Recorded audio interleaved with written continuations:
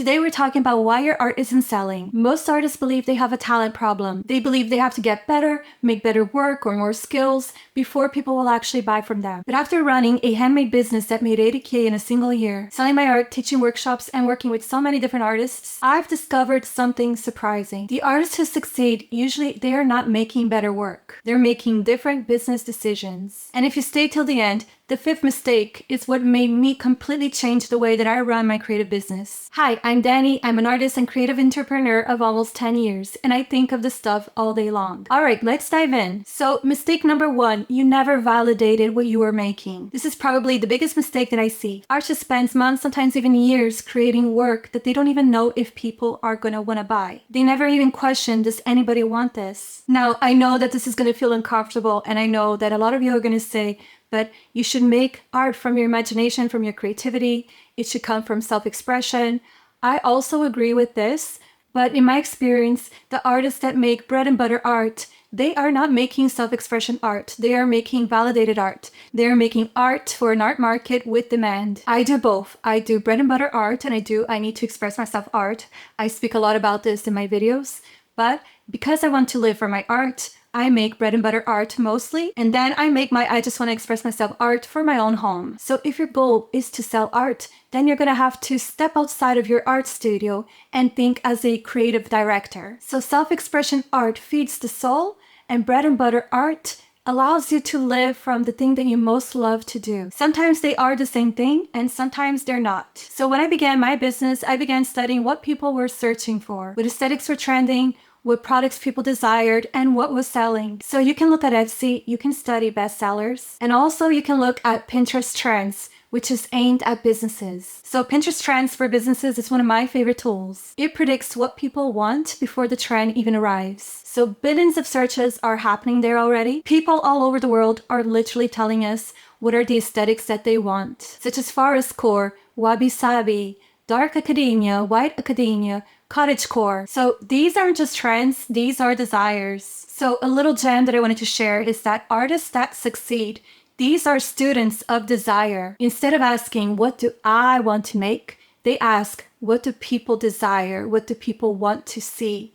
What has not been created yet? And what are people longing for right now? Because beautiful art plus demand, this is a powerful combination. So mistake number two, the aesthetics need improvement. Now, this one is difficult because sometimes the problem is not the skill, but it's the editing. So one of the biggest things that I've learned in the art world and also in product design is that less is more. So think of Apple, think of Steve Jobs. Steve Jobs was always asking what can be removed on this Apple phone to simplify the design. In the end, he removed all of the buttons of the phone to have only one button. So think of luxury brands. The best creative directors, they remove stuff. They make it more simple. They edit, they simplify. Think like Steve Jobs. Think as a creative director. Many artists, they try to put everything in one piece. They put every color, every idea, every technique. But strong aesthetics are usually very clear and very simple. So people, they don't just buy products, they buy identities. Nobody buys a candle, they buy a feeling of a cozy cottage. Nobody buys jewelry, they buy the feeling of being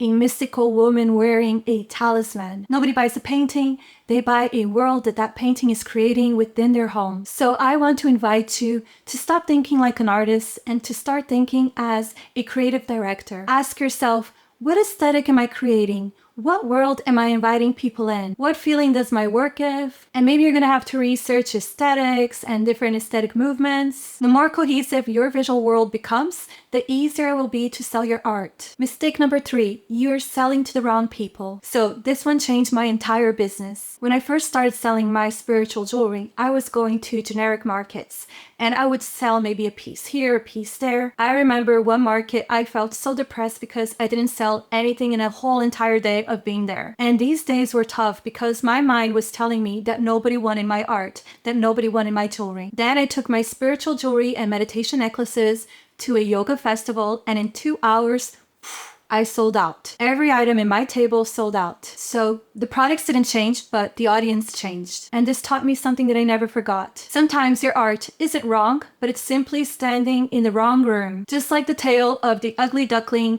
who was actually a swan and he was not a duck. He was in the wrong room. So probably your art is in the wrong room. Successful artists, they know exactly where their dream customers are. They know in which Facebook groups they're hanging out. They know which books they read, what aesthetics they love, which markets they attend, which shops they love, what they value, where they spend money. Who is your dream client? Who is your dream collector? Where are they spending their weekends? Where are they hanging out online? Because if you're like me and you're selling spiritual jewelry to spiritual women, maybe these women, they're not hanging out in Christmas markets. Maybe it's better to sell in yoga festivals, in retreats, yoga studios. The better you understand your dream client, the easier it becomes to sell your art. So mistake number 4, you're not doing your revenue generating activities, your RGAs. So this is one of my biggest problems. If you're an artist, you probably love the process of making the art, but you don't enjoy the process of selling the art. So I would spend all of my time making jewelry, making art,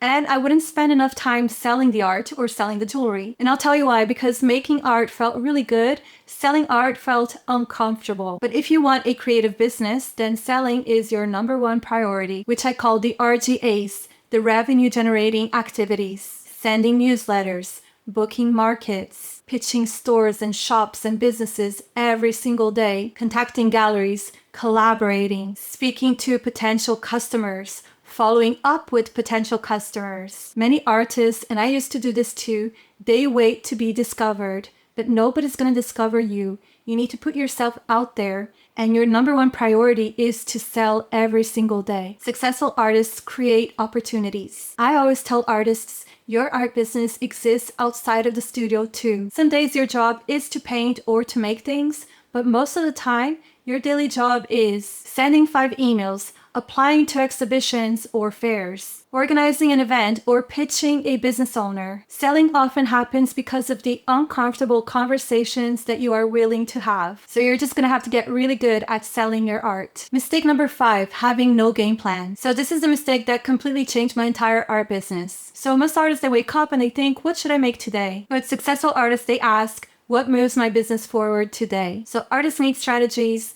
they need goals, they need to gamify their art business. And gamifying is asking, how many newsletters am I sending this month? How many markets? How many conversations? How many paintings? How many collectors I'm pitching? How many workshops I'm doing? Because once you begin tracking these things, your art business becomes less emotional and more data-driven. You stop saying, nobody likes my art, and you start saying, I need more offers, I need more conversations, more emails, more newsletters, more visibility. I need more opportunities, and how I'm going to generate these opportunities. So the game changes. You become not only the artist, but you become the creative director, the marketer, the strategist. You become the CEO of your successful art business. And this is what I want artists to understand, that maybe your art is not the problem. Your talent may not be the problem, but maybe your strategy is. Because I have seen so many talented artists struggle for years. And I have also seen artists with less experience, with less talent, with less skill,